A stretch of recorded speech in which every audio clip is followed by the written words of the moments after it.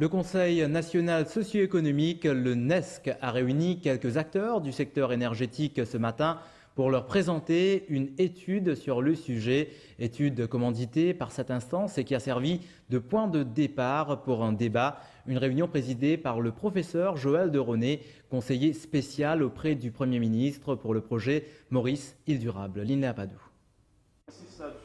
C'est le docteur Khalid Elahi qui a mené l'étude sur le secteur énergétique. 19 compagnies du secteur privé et 21 du secteur public ont été approchées pour répondre au questionnaire. Au final, seulement 25 y ont répondu, soit 63%. Il maintient que l'enjeu n'a pas été très bien compris et que beaucoup de ceux qui ont participé à l'étude n'ont pas joué le jeu.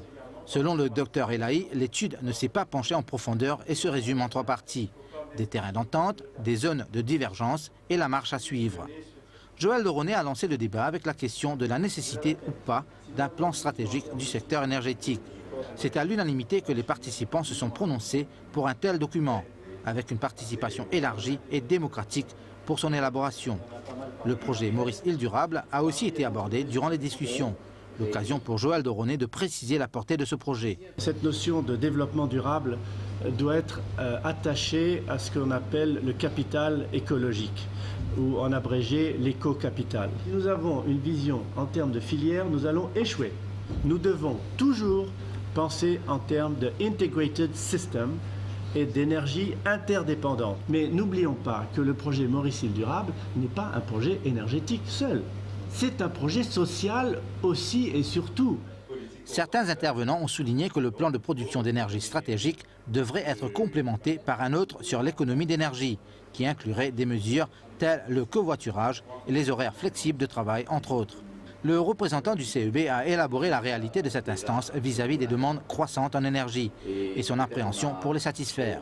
À quoi Joël de Roné a proposé une vision alternative. Cette demande est considérée vers un organisme centralisé, qui est le CEB. Et vous considérez que tous ces gens-là sont passifs en énergie.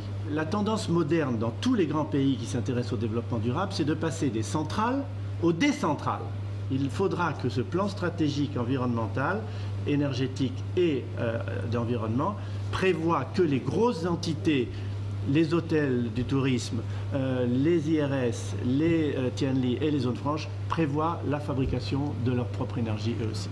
Plusieurs suggestions ont été faites sur la marche à suivre, surtout l'apport du NISC dans le processus. Parmi la possibilité pour ce Conseil de faire des propositions concrètes au gouvernement. Quoi qu'il en soit, une chose est sûre, le projet Maurice Île Durable ne peut être assuré que si tous les Mauriciens y mettent du sien.